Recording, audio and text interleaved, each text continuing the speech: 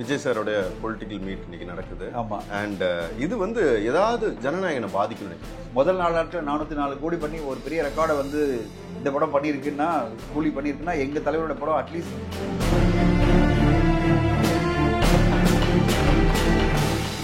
Sun TV வந்து அஃபிஷியலாக ஒரு அனௌன்ஸ்மெண்ட் கொடுக்குறாங்க. பட் சோஷியல் மீடியாவில் பார்த்தீங்கன்னா வேறு நம்பர்ஸ் வருது. இதுக்கு காரணம் வந்து வேற ஒன்றும் கற்பிக்கக்கூடாது. 151 கோடி ரூபாய் டிக்ளேர் பண்ணும்போது நான் ஒப்பனா சொல்கிறேன்,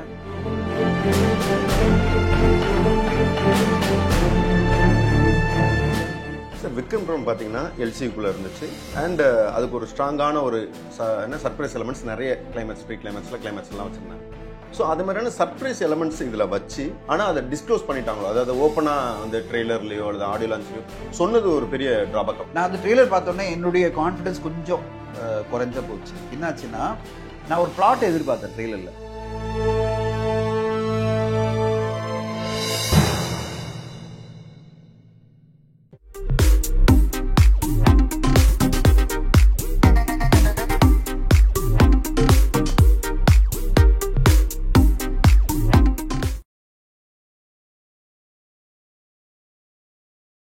ஹாய், ஹலோ, வணக்கம். நான் உங்கள் விக்னேஷ். இன்னைக்கு வந்து ஷேர் வித் விக்கில தனஞ்சயன் சார் தான் இன்ட்ரிவ் பண்ண வந்திருக்கோம். வணக்கம் சார். வணக்கம்.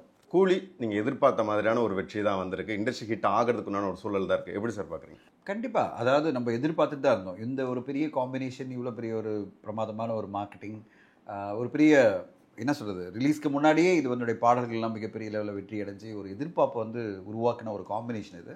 ஆப்வியஸ்லி அதுக்கேற்ற மாதிரி அந்த படம் டெலிவரி பண்ணிட்டு இருக்கு. எல்லாருக்குமே நம்பர்ஸ்லாம் தெரியும், ஆளாளுக்கு ஒரு நம்பர் பேசிகிட்டே இருப்பாங்க. இப்போ பார்த்தீங்கன்னா அவங்க இதுவரையும் முதல் 4 நாட்களில் 404 கோடின்னு டிக்ளேர் பண்ணியிருக்காங்க. அது பிறகு இப்போது இந்த வாரம் முடிஞ்சிருச்சு. இப்போ Thursday நம்ம பேசிகிட்டு இருக்கோம், ஒரு வாரம் முடிஞ்சிருச்சு. இப்போ ஒரு வாரத்தில் இந்த படம் எவ்வளோ பண்ணியிருக்கு, 500 கோடியா இல்லை 525 இல்லை 475 அப்படின்னு நம்மளுக்கு தெரியல. எக்ஸாக்ட் நம்பர் வந்து அவங்களுக்கு தெரியும். அவங்க டிக்ளேர் பண்ணும்போது நம்ம அதை பற்றி பேசலாம். ஆனால் படம் வந்து பிரமாதமான ஒரு வசூலை வந்து தமிழ்நாட்டிலையும் ஓவர்சீஸ்லையும் இப்படிலாம் பண்ணிட்டு இருக்க பார்க்கும்போது அதனுடைய வெற்றியை நோக்கி தான் அது போயிட்டு இருக்கு. சார் விக்ரம் படம் பார்த்தீங்கன்னா எல்சிக்குள்ளே இருந்துச்சு. அண்ட் அதுக்கு ஒரு ஸ்ட்ராங்கான ஒரு சர்ப்ரைஸ் எலமெண்ட்ஸ் நிறைய கிளைமேக்ஸ், ப்ரீ கிளைமேக்ஸில் கிளைமேக்ஸ் எல்லாம் வச்சுருந்தாங்க. ஸோ அது மாதிரியான சர்ப்ரைஸ் எலமெண்ட்ஸ் இதில் வச்சு, ஆனால் அதை டிஸ்க்ளோஸ் பண்ணிட்டாங்களோ, அதாவது ஓப்பனாக வந்து ட்ரெய்லர்லையோ அல்லது ஆடியோ லான்ச்லையோ சொன்னது ஒரு பெரிய ட்ராபேக். எதனால்னா அவங்களுக்கு இப்போ நான் வந்து ஒரு இன்டர்வியூவில் நான் வந்து இந்த ட்ரெய்லர் வந்த உடனே சொன்னேன், இது பிளாட் பேஸ்டு கதை இல்லை, it is based on characters அப்படின்னு சொன்னேன். அதுதான் இந்த படத்தினுடைய சிக்கலாக நான் பார்த்தேன். நான் அந்த ட்ரெய்லர் பார்த்தோன்னே என்னுடைய கான்ஃபிடன்ஸ் கொஞ்சம் குறைஞ்ச போச்சு. என்னாச்சுன்னா, நான் ஒரு பிளாட் எதிர்பார்த்தேன் ட்ரெய்லரில். பிளாட் வராமல் கேரக்டராக அறிமுகப்படுத்தி வரும்போதே எனக்கு தெரிஞ்சிருச்சு இவங்க வந்து they're trying to do justice to the characters rather than to a plot.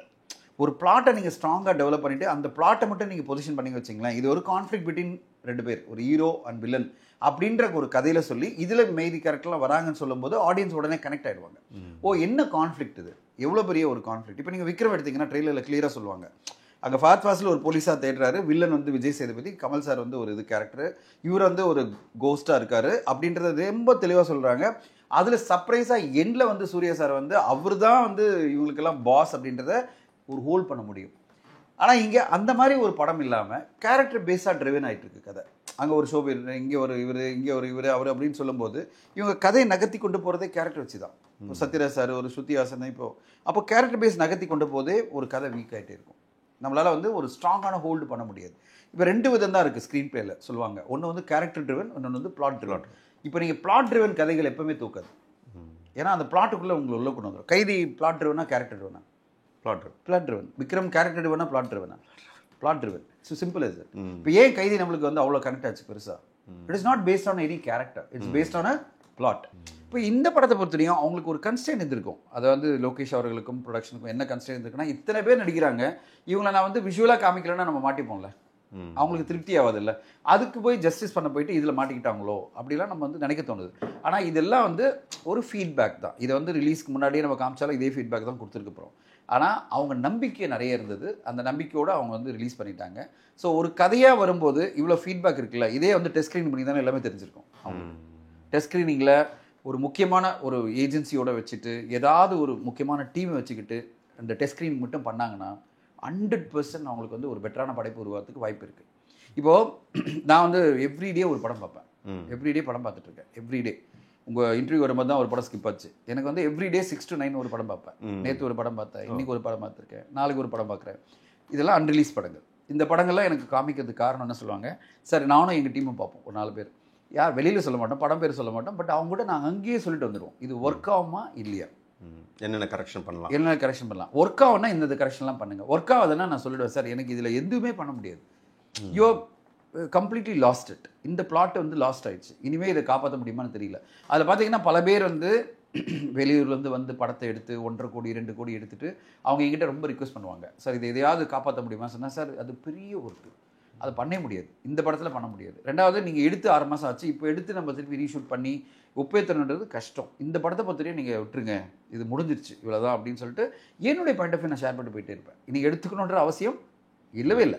சில பேர் என்ன சொல்லுவாங்க, என்ன சார் இப்படி சொல்லிட்டீங்க, நாங்கள் பாருங்கள் நாங்கள் ஜெயிச்சு வரோனுங்க. ஆனால் நான் இதுவரையும் அந்த மாதிரி சொல்லிட்டு வந்த ஒரு படம் வட்டி எடுத்ததே கிடையாது. அதாவது ஒர்க் ஆகுது சொன்ன ஒரு படம் வெளியே வந்து கரெக்டாக அவ்வளோதான். நான் கிடையாது, என் டீம் வந்து அங்கேயே உட்காந்துட்டு நாங்கள் ஓடிட மாட்டோம். நாங்கள் வந்து ஒரு படத்தை பார்த்துட்டு கை கொடுத்துட்டு சார் சூப்பர் சார் அதெல்லாம் பண்ண மாட்டோம். 3 விஷயம் தான் இருக்குது. ஒன்று வந்து சூப்பர் படம், நேற்று நாங்கள் ஒரு படம் பார்த்தோம், இந்த நேரத்தில் அதை சொல்லலாம். தினேஷ் செல்வராஜ் அவர்கள் வந்து இயக்கியிருக்கிற ஒரு படம் கடல் கண்ணின்னு ஒரு படம், நான் பார்த்து அசந்துட்டேன்.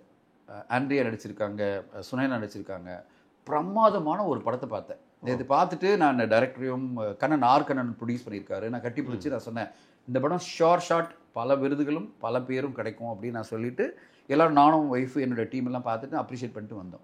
இப்போது அந்த மாதிரி படங்களை நம்ம ஓப்பனாக சொல்லலாம், அவ்வளோ சூப்பரான ஒரு படத்தை பார்த்துட்டோன்னு வரும்போது நம்மளுக்கே ஒரு சந்தோஷம் வருது இல்லை. நான் உடனே வந்து கண்ணன்கிட்டையும் டைரக்டர்கிட்டையும் சொன்னேன். இன்ஃபேக்ட் நான் என்ன பண்ணேன், அதை கதை எழுந்தது R Selvaraj sir. Annakili R Selvaraj sir 30 வருஷம் முன்னாடி எழுதியிருக்காரு, 20-30 வருஷம் முன்னாடி எழுதின கதை 2000 எழுதினாராம். நான் வந்து படம் பார்த்த உடனே 9 மணிக்கு அவர் கால் பண்ணுறேன், தூங்கிட்டு இருப்பாரா அடித்தேன், எடுத்துட்டாரு. எடுத்தோடனே நான் சொன்னேன், சார் செல்வராஜ் சார் எங்கே சார் இந்த கதையை வச்சுருந்தீங்க, இவ்வளோ சூப்பரான ஒரு கதை. நாங்கள் கடைசியில் கண்ணில் தண்ணி வந்துடுச்சு, நான் கண்ணில் தண்ணி வர மாதிரி ஒரு படம் வந்து ரொம்ப ரேராக பார்த்த படம். நான் சொன்னேன் எங்கே சார், அவர் அப்படியே எமோஷன் ஆகிட்டார். சார் இந்த மாதிரி ஒரு வாழ்த்தை வர நான் எதிர்பார்க்கவே இல்லை சார், உங்கள் பையனுக்கு ஒரு நல்ல கதையை கொடுத்துருக்கீங்க. ஏன்னா தினேஷ் அவருடைய மகன், அவரு திரைக்கதை வசனம் எழுதி அருமையான ஒரு படத்தை கொடுத்துருக்காருன்னு. இப்போ நம்ம ஒரு படத்தை வந்து இதில் என்ன பண்ணலாம் அப்படின்றத நான் உடனே கண்ணுகிட்ட சொன்னேன். இதை நம்ம இப்படி உட்காந்துட்டு இப்படிலாம் ஸ்ட்ரக்சர் பண்ணலாம், இப்படியெல்லாம் மார்க்கெட் பண்ணலாம், இப்படியெல்லாம் கொண்டு போய் இந்த படத்தை ரிலீஸ் பண்ணலாம், இப்படிலாம் பிஸ்னஸ் பண்ணலாம் அப்படின்னு நம்ம ஒரு படத்தை சொல்லுவோம். அது வந்து ஷார்ட், அதாவது 100% யாருமே நோ சொல்ல முடியாத படங்கள். செகண்ட் கேட்டகரி என்னென்னா, இந்த சில கரெக்ஷன்ஸ் எல்லாம் பண்ணால் இந்த படம் பெட்டராக இருக்கும் அப்படின்றத நாங்கள் உடனே லிஸ்ட் போட்டுருவோம். நான் வந்து வீட்டுக்கு வரும்போதே நாங்கள் லிஸ்ட்டு போட்டு உடனே வாட்ஸ்அப்பில் அனுப்பிச்சிடுவேன். இந்த லிஸ்ட்டு போட்டு எல்லாரும் பேசிட்டு அங்கேயே பேசுவோம், அது பிறகு லிஸ்ட்டு போட்டு அனுப்பிச்சிடுவோம். சார் இதெல்லாம் உங்கள் கன்சிடரேஷனுக்கு take it or leave it. 3வது வந்து சார் முடியாது, எங்களை விட்டுருங்க, இந்த படம் வந்து தேராது, நீங்கள் கஷ்டப்பட்டு என்ன தான் பண்ணாலும் இது தேராது அப்படின்றது. நான் எதுக்காக இதை சொல்கிறேன்னா, இந்த 3 கேட்டகரியில் படம் இருக்குல்ல, இந்த செகண்ட் கேட்டகரி கண்டிப்பாக ஜெயிக்க முடியும். ஃபர்ஸ்ட் கேட்டகரி 100% ஓகே, செகண்ட் கேட்டகரியில் நம்ம ரீஒர்க் பண்ணுறதுக்கு மனசு இருக்கணும். ரீஒர்க் பண்ணணும்னா படம் காமிக்கணும், நான் அதுதான் சொல்ல வரேன். ரீஒர்க் பண்ணணும் அப்படின்னா படம் காமிக்கணும், படத்தை பற்றி பேசணும், ஒரு கிரிட்டிக்கல் டீம் அனலைஸ் பண்ணணும், அதில் என்னென்ன விஷயங்கள் சேஞ்ச் பண்ணால் இந்த படம் பெட்டராக வரும்னு தெரியணும். இதெல்லாம் பண்ணாமல் நீங்கள் ஒரு படத்தை வந்து ஜஸ்ட் லைக் தட் யாருக்குமே காமிக்கல, எந்த ஒரு ஃபீட்பேக் எடுக்கல, அப்படியே கொண்டு வந்தீங்கன்னா என்ன ஆகும், இப்படி தான் வந்து வல்னரபுளாக இருக்கும் படம். வல்னரபுள்னா எல்லாரும் அவங்க கதையை சொல்லுவாங்க, அவங்களோட ஃபீட்பேக் கொடுப்பாங்க, நம்ம வந்து வாங்கி அடி வாங்கிக்க வேண்டியது தான். சார் சன் டிவி வந்து அஃபிஷியலாக ஒரு அனௌன்ஸ்மெண்ட் கொடுக்குறாங்க, பட் சோஷியல் மீடியாவில் பார்த்தீங்கன்னா வேறு நம்பர்ஸ் வருது. இதுக்கு காரணம் வந்து வேறு ஒன்றும் கற்பிக்கப்படுது, அதாவது முந்தின படம் வந்து இவ்வளோ இருக்குது, அதை விட அதிகமாக சொல்லணுங்கிறதுக்காக பண்ணுறாங்கன்னு. இது உண்மையா சார்? இதெல்லாம் போய் இப்போது அவங்க வந்து 151 கோடி ரூபாய் டிக்ளேர் பண்ணும்போது நான் ஓப்பனாக சொல்கிறேன், பல ஊடகங்கள் இன்ஃபேக்ட் ஆந்திரா பாக்ஸ் ஆஃபீஸ் வந்து பயங்கரமாக ட்ராக் பண்ணிட்டே இருப்பாங்க. அவங்க என்ன சொன்னாங்க, முதல் முறையாக ஒரு ப்ரொடக்ஷன் ஹவுஸ் வந்து ஆக்சுவல் நம்பரை விட கொஞ்சம் கம்மியாக தான் போட்டிருக்காங்க. அவங்களோட எஸ்டிமேட் 155 இருந்தது, ஆனால் 151 தான் போட்டாங்க அவங்க. அதே மாதிரி 404 போடும்போதும் எல்லாருமே சொன்னது இவங்க அத்தன்டிக்காக போடுறாங்க, இவங்க எக்ஸாசரேட் பண்ண மாட்டேன்றாங்க. ஸோ டு த எக்ஸ்டென்ட் அந்த டீமே டிஸ்டர்ப் ஆயிருக்கும், என்னடா இது ஒரு 10% எக்ஸ்ட்ரா போடலாம்ல, எல்லாருமே 20% 10% போடும்போது ஏன்டா இவங்க வந்து 10% கூட போட மாட்டேன்றாங்கன்னு நினைப்பாங்க. ஆனால் சன் பிக்சர்ஸ் வந்து ஒரு கார்ப்பரேட் நிறுவனம், பப்ளிக் லிமிடெட் கம்பெனி, அவங்களுக்கு லிமிடேஷன் இருக்குது. அந்த லிமிடேஷனில் அவங்க எக்ஸாசரேட்டே பண்ணாமல் ஆக்சுவலாக என்ன அவங்க டேப்லெட் பண்ணாங்களோ அந்த நம்பரை போடுறாங்க. இதில் வந்து இந்த கம்பேரிசன் கேம் ஏன் அப்படின்றதான் எனக்கு உண்மையிலே புரியல. நான் வந்து கப்பல் ஆஃப் இன்டர்வியூவில் என்ன சொன்னேன், ஸ்போர்ட்ஸில் நம்ம கம்பேர் பண்ணுறோமா, ஒரு சச்சின் டெண்டுல்கர் ரெக்கார்டை வந்து விராட் கோலி பிரேக் பண்ணுறாரு, விராட் கோலி ரெக்கார்டை வந்து ரோஹித் சர்மா பிரேக் பண்ணார், ரோஹித் சர்மா இது வந்து ஷமீர் பிரேக் பண்ணுறாரு வச்சுங்களேன், நம்ம வந்து அவர் ரெக்கார்டை வந்து நம்ம கம்மியாக பேசுகிறோமா? கண்டிப்பாக எப்பாவது பேசியிருக்கோமா? அவர் அந்த அச்சீவ்மெண்ட் அவருது, இந்த அச்சீவ்மெண்ட் இவருது, இந்த அச்சீவ்மெண்ட் இவருது, எவ்ரி பீரியடில் ஒரு அச்சீவ்மெண்ட் வந்துகிட்டே இருக்குது. நான் இதை தான் வந்து பல இன்டர்வியூவில் சொல்ல விரும்புகிறேன். இந்த ஃபேன்ஸ் மத்தியில் ஏன் ஒரு புரிதல் இருக்குதில்ல, ஒவ்வொரு ரெக்கார்டும் பிரேக் செய்யப்படும். நீங்கள் 600 கோடினா அந்த 650 கோடினா 620 கோடினா அந்த 620 கோடியும் பிரேக் பண்ணதுக்கு இன்னொரு படம் வரும், அந்த 650 கோடி பிரேக் பண்ணது இன்னொரு படம் 700 கோடி பண்ணோம். அது எந்த படம்னு யாருக்கும் தெரியாது. அது ஏன் பொசசிவாக இருக்கீங்க? ஏன் தலைவனுடைய படம் தான் வந்து இந்த நம்பர் மீதி பேர் நம்பர்லாம் பண்ணக்கூடாதுன்னு ஏன் பொசசிவாக இருக்கீங்க? அது எப்படி இண்டஸ்ட்ரியை காப்பாற்றும்? இண்டஸ்ட்ரி அடுத்த கட்டம் போகணும்னு சொன்னால் ஒரு படமும் பீட் பண்ணல. இன்னைக்கு இந்த படம்லாம் பீட் பண்ணதுன்னா அடுத்து நம்ம வந்து ஒரு சிவகார்த்திகேயன் படம் பீட் பண்ணலாம், இதே மாதிரி ரெக்கார்டை ஒரு தனுஷ் படம் பீட் பண்ணலாம், இல்லைனா வந்து சிம்பு படம் கூட பீட் பண்ணலாம். நான் கேட்க வரது இந்த மாதிரி அப்கமிங்கில் செகண்ட், அதாவது வேரியஸ் ரேஞ்சில் இருக்கிற நடிகர்கள்லாம் வந்து பீட் பண்ணி பெரிய லெவலில் வரலாம்ல. நீங்கள் ஏன் வந்து இந்த பொசசிவ்னஸில் இருக்கீங்க? என் தலைவன் படத்தை எந்த படம் பீட் பண்ணக்கூடாது, அதனால் இவங்க சொல்கிறதெல்லாம் போய் அப்படின்னா, அப்போ இவங்க சொல்லுவாங்கள்ல, அப்போ நீ சொன்னதும் போய் தான். அப்போ இது எப்படின்னா நை ஃபார் நை தான். நீ உன்னை சொன்னால் நான் உன்னை சொல்கிறேன். ஓகே, இப்படி ஒரு ஆர்கனைஸ்டு மாஃபியா உருவாகிறது எதிராக தான் நான் பேசிட்டு இருக்கேன். இது தேவையில்லாத ஒரு நெகட்டிவிட்டி. ஸோ ஒரு ஹீரோக்கு எதிராக மற்ற ஹீரோஸோட ஃபேன்ஸ்லாம் செயல்படுறாங்க 100%. அதாவது இந்த படம் ஜெயிச்சிடக்கூடாது, பெரிய லெவலில் நம்பர் வந்துடக்கூடாதுன்ற ஒரு எண்ணம் இருக்குல்ல, அந்த நம்பரை நான் ஒத்துக்க மாட்டேன். ஏன்னா ஃபிக்ஸ் ஆகிடுது இல்லை. இப்போ சோஷியல் மீடியா மட்டும் இல்லை, சோஷியல் மீடியாவில் நீங்கள் சொல்கிற நம்பர் தான் ஃபைனல். இப்போ ஃபைனலாக ஒரு நம்பர் வந்துருச்சுன்னா அது ஆன்லைனில் இருந்துகிட்டே இருக்கும். இப்போ எல்லா பத்திரிக்கையும் அதை தான் கோட் பண்ணிட்டே இருப்பாங்க. காலங்காலமாக அந்த படம் விக்கிபீடியாவில் வந்துடும். விக்கிபீடியா தான் அந்த நம்பர் அப்படியே ஃபிக்ஸ் ஆகிடும். அப்போ இந்த நடிகர்களுக்கெல்லாம் இந்த நடிகர்களுடைய ஃபேன்ஸ்க்கெல்லாம் என்ன ஆகிடுது, ஐயோ நம்ம தலைவனோட இந்த படம் பெருசாக கலெக்ஷன் சொல்கிறாங்களே, அது நம்மளுக்கு பாதிக்கும்ல, நம்ம நம்புறோன்னு சொல்ல முடியாதுல்ல அப்படின்ற ஒரு இது வந்துடும். இப்போது சமீபத்தில் ஒரு நான் ட்வீட் ஒன்று பார்த்தேன். ஒருத்தர் வந்து லலித் சாரை டேக் பண்ணி போடுறாரு. நாங்கள் வந்து ட்ரேட் கைடில் வந்து கலெக்ஷன்ஸ் போட்டிருக்கோம். அதாவது இந்த கலெக்ஷன்ஸ்லாம் ஒரு படத்துக்கும் என்னென்ன கலெக்ஷன், அது வந்து கலெக்ஷன்ஸ்க்காக போடல, நார்த் இந்தியானுடைய கான்ட்ரிபியூஷன் எவ்வளோ வேணும்னு சொல்லிட்டு நாங்கள் ஒன்று போட்டிருக்கோம். அதில் நார்த் இந்தியா கான்ட்ரிபியூஷனில் ஒரு கல்கி படமாக இருந்தாலும் சரி, ஒரு இந்த படம் புஷ்பா படமாக இருந்தாலும் சரி, எல்லாமே எவ்வளோ கலெக்ட் பண்ணியிருக்கு. அதனால தான் அந்த படம் 1000 கோடி பண்ணியிருக்கு. அந்த ஆர்டிக்கிளே என்னென்னா, when will Tamil cinema do 1000 crore வரும்போது நான் சொன்னேன், only when Tamil cinema can do 300 crore turnover in north India 1000 crore is பாசிபிள்ன்றதுக்கு எக்ஸ்பிளைன் பண்ணி தெலுங்கு படங்கள் எந்தெந்த படங்கள்லாம் பண்ணியிருக்கு, RRR பண்ணியிருக்கு. இந்த படம்லாம் பார்த்தீங்கன்னா 350 crores 400 crore எங்கே நார்த்தில். நீங்கள் நார்த்தில் கிடைக்காம இதெல்லாம் கனவாக தான் இருக்கும் தமிழ் சினிமாக்குன்றதை ஆர்டிக்கில் எஸ்டாப்ளிஷ் பண்ணியிருக்கோம். அதில் நாங்கள் லியோ பற்றி போட்டிருக்கோம், ஜெயலலிதா பற்றி போட்டிருக்கோம். அதில் ரெண்டுமே 600 கோடி, ஒன்று 601 கோடி, இன்னொன்று 606 கோடி. அதை வந்து ட்வீட் பண்ணிவிட்டு ஒருத்தர் போடுறாரு, லலித் சாருக்கு டேக் பண்ணி போடுறாங்க. சார் நீங்கள் ஜாயின்ட் செக்ரட்டரியாக இருக்கிற அசோசியேஷனில் வந்து அதுலேயே வந்து இது மாதிரி வந்து ஜெயிலர் தான் இதோட அதிகம் அப்படின்னு. இது வந்து நம்பர்ஸ், இது வந்து ட்ரேட் எக்ஸ்பர்ட்ஸ் எல்லாம் சேர்ந்து அனலைஸ் பண்ணி போட்ட நம்பரை நம்ம போட்டிருக்கோம். ப்ரொடக்ஷன் ஹவுஸ் வந்து ஃபைனலாக டிக்ளேர் பண்ணல 600 கோடியா 606 கோடியா, அதில் கிளியராக போட்டிருக்கோம் estimate as per the trade analyst. Actual number நமக்கு தெரியாது, ப்ரொடக்ஷன் ஹவுஸ் தான் அதை டிக்ளேர் பண்ணணும். அது லலித் சார் வந்து கடைசியில் எவ்வளோ பண்ணுச்சுன்னு டிக்ளேர் பண்ணல. அது 620 இருக்கலாம், 630 இருக்கலாம். சன் பிக்சர்ஸும் டிக்ளேர் பண்ணல, 545 550 நிறுத்திட்டாங்க. அது பிறகு 606 கோடின்றதெல்லாம் அவங்க சொல்லவே இல்லை. அதே மாதிரி தான் வந்து 2.0க்கும் அவங்க ஃபைனல் நம்பர்லாம் டிக்ளேர் பண்ணல. அப்போ இது எஸ்டிமேட்டாக நம்ம ஒன்று போட்டிருக்கோம்ல. ஆனால் இவங்களுக்கு என்னென்னா உடனே அதை டேக் பண்ணி, அது எப்படி நீ வந்து லியோ கம்மியாக காமிச்சிருக்க, நீ எப்படி ஒத்துக்கிட்டேன்னு வந்து எனக்கு வந்து லலித் சார் கால் பண்ணார். சார் என்னையா சார் என் நம்பரை போட்டு விட்டு மாட்டிட்டீங்க என்ன அப்படின்றாரு. எல்லாரும் டேக் பண்ணி கேட்குறாங்க. சார் நான் அதில் எழுதியிருக்கேன் சார், பாருங்கள் சார், ட்ரேட் அனலிஸ்ட்டு யார் வந்து இந்த நம்பரை போட்டிருக்காங்க, எஸ்டிமேட்டுன்னு போட்டிருக்கேன். இல்லை சார் இவங்க ஃபேன்ஸ் அவங்க வந்து பொறுத்தவரையும் என்ன டேக் பண்ணி கேட்குறாங்க. ஸோ நான் சொன்னேன், அப்போ ஒன்று பண்ணுங்க சார், நீங்கள் ஆக்சுவல் நம்பரை டிக்ளேர் பண்ணிடுங்க, அதை வேணால் நம்ம போட்டு விட்டுலாம் அப்படின்னு சொன்னேன். நான் எதுக்கு சொல்ல வரேன்னா, என்ன பொசிஷனஸ், படம் வந்து எப்போ ஆயிடுச்சு, இது லியோ வந்து எப்போ ஆச்சு நம்மளுக்கு, அதுக்கப்புறம் 2 படம் நடிச்சாச்சு. ஓகேங்களா, ஜெயிலர் வந்து 2023 எங்கோ முடிஞ்சிச்சு. இப்போ உட்காந்து நடிச்சிட்டு இருக்கானுங்க. நான் எனக்கு புரியவே இல்லை. உனக்கு என்ன வந்தது 2023 24 வந்த படங்களை பற்றி ஏன் இப்போ பேசிட்டு இருக்கேன்? 2 வருஷம் கடந்தாச்சு. ஸோ ஏன் இப்போ இருக்க ரெக்கார்டை பேச மாட்டேன்ற? அப்போ இருக்க ரெக்கார்டை பேசிக்கிட்டு இந்த மேகசினில் வந்துடுச்சு அப்படின்னா, மேகசினில் வந்ததுன்னா கவர்மெண்ட் ஆர்டரா? ஒரு ட்ரேட் கைடில் நம்ம எஸ்டிமேட்ஸ் போடுறோம், is it a government order or what? இதெல்லாம் மாற்றி கூட போடலாம். அடுத்ததான் நம்பர் அவங்க 2 பேருமே கொடுத்தாங்கன்னா அதில் மாற்றி இந்த ஆக்சுவல் நம்பர் போட போகிறோம். இல்லை நீங்கள் நிறைய டைம் சொல்லிடுறீங்க, ப்ரொடியூசருக்கு மட்டும்தான் ஆக்சுவல் தெரியும், நம்மளுக்கு எதுவுமே தெரியாது. நம்ம வந்து estimated as per the trade எக்ஸ்பர்ட்ஸ்ன்னு போடுறோம். எஸ்டிமேட் சொல்கிறமே தவிர இது ஆக்சுவல் நம்ம சொல்லவே இல்லை. ஆக்சுவல் யாருக்கு தெரியும்? ப்ரொடியூசர் தான் கலெக்ட் பண்ணி கொடுக்கணும். இப்போ ப்ரொடியூசர் டிக்ளேர் பண்ணால் நம்ம போட்டு போகிறோம். என்ன சொல்கிறீங்க? ஆனால் ப்ரொடியூசர் டிக்ளேர் பண்ணாத போது நீங்கள் வந்து உட்காந்துட்டு ஏன் அடிச்சுக்கிறீங்க? உங்களுக்கு என்ன தேவையில்லாத வேலை? இதுதான் என்னோட பாயிண்ட். ப்ரொடியூசர் சொன்னார்னா நீங்கள் சொல்லலாம், கவர்மெண்ட் ஆர்டர் மாதிரி டிக்ளேர் பண்ணிட்டாரு, அதாவது பேலன்ஸ் ஷீட்டில் டிக்ளேர் பண்ணியிருக்காரு, இவ்வளோ கலெக்ஷனு பிரேக்கப்போட போட்டிருக்காருன்னா நீ சொல்லலாம், எங்கள் தலைவரோட படம் தான் ஹையஸ்ட் கலெக்ஷன் சொல்லிட்டு. அவங்களே அப்படி டிக்ளேர் பண்ணாத போது அவங்க ஒன்லி ஷேரை தான் டிக்ளேர் பண்ணுறாங்க.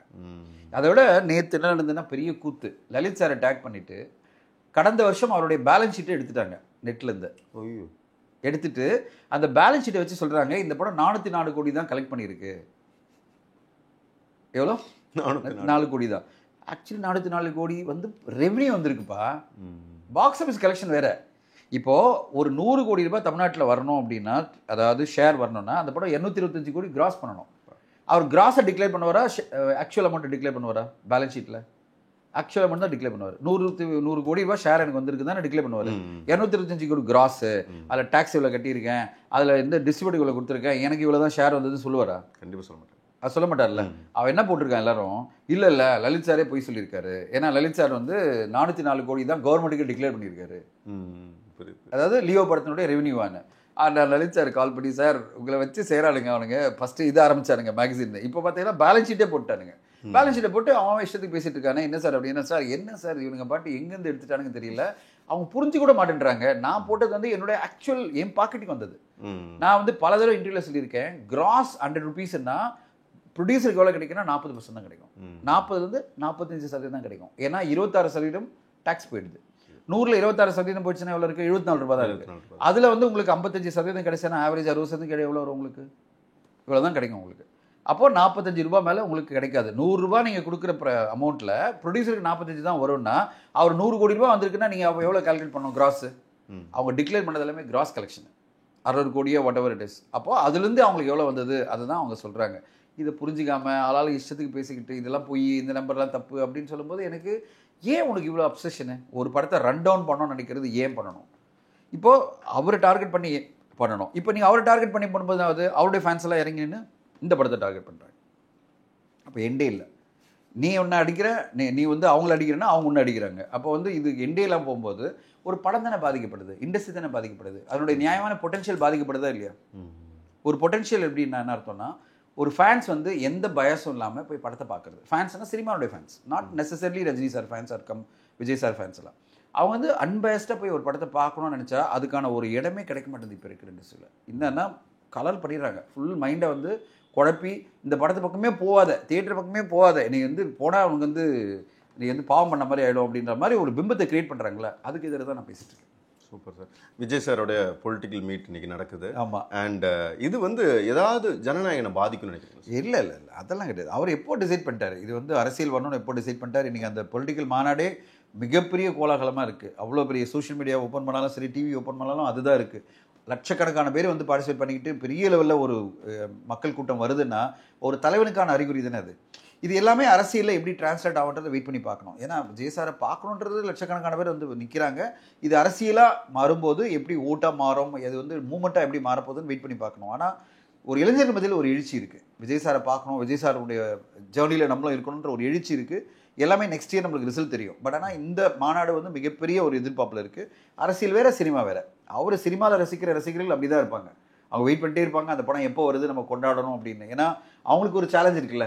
முதல் 4 நாட்கள் 404 கோடி பண்ணி ஒரு பெரிய ரெக்கார்டை வந்து இந்த படம் பண்ணியிருக்குன்னா, கூலி பண்ணியிருக்குன்னா எங்கள் தலைவரோட படம் அட்லீஸ்ட் 450வது பண்ணணும் அப்படி எதிர்பார்ப்பாங்கல்ல. அப்போ ஒரு மிகப்பெரிய அட்வான்ஸ் புக்கிங் இருக்கும். அதுவும் கடைசி படம் மிகப்பெரிய advance booking, maybe 500 crores target பண்ணுவாங்க. அது இண்டஸ்ட்ரிக்கே நல்லது. நான் எப்பவுமே இது எல்லாமே எப்படி பார்ப்பேன்னா, இண்டஸ்ட்ரிக்கு அவ்வளோ பெரிய டர்ன் ஓவரில் வர்றது தான் இண்டஸ்ட்ரிக்கு நல்லது. அது எல்லாமே திரையரங்கு வந்திருக்குல்ல, திரையரங்கில் வந்து செலிப்ரேட் பண்ணி அவங்களாம் செலவு பண்ணது வந்து திரையரங்கு இண்டஸ்ட்ரி க்ரோ ஆகுது, தமிழ் சினிமா க்ரோ ஆகுது. அந்த வகையில் ஜனவரியிலேயே ஜனநாயகனுக்கு வந்து இவ்வளோ பெரிய ஒரு க்ரோத் கிடைச்சது தான் இண்டஸ்ட்ரிக்கே நல்லாயிருக்கும். சார், கருப்பு வந்து போஸ்ட்போண்ட் ஆகுது, அது வந்து ஜனநாயகம் கூட இறங்குது அப்படின்னு சொல்றாங்க.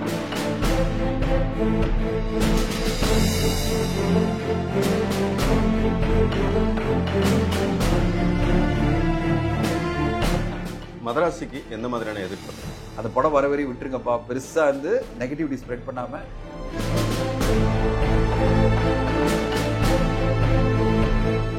சார், கூலி படத்தை வந்து ட்ரிம் பண்ணியிருக்கிறாங்க, கொஞ்சம் வந்து சீன்ஸ் ஆட் பண்ணியிருக்காங்க, திருப்பி வந்து சென்சாருக்கு அனுப்பி அவங்க வந்து யூஏ கேட்டதாகவும் அதுக்கு அலோவ் பண்ணுறதுனால கோர்ட்டில் கேஸ் கொடுத்ததாகவும் நியூஸ் பார்க்குறேன். நான் போய் சென்சர் போர்டில் பேசும்போது சென்சர் போர்டு ஓப்பனாக சொன்னார். Sensor officer sir,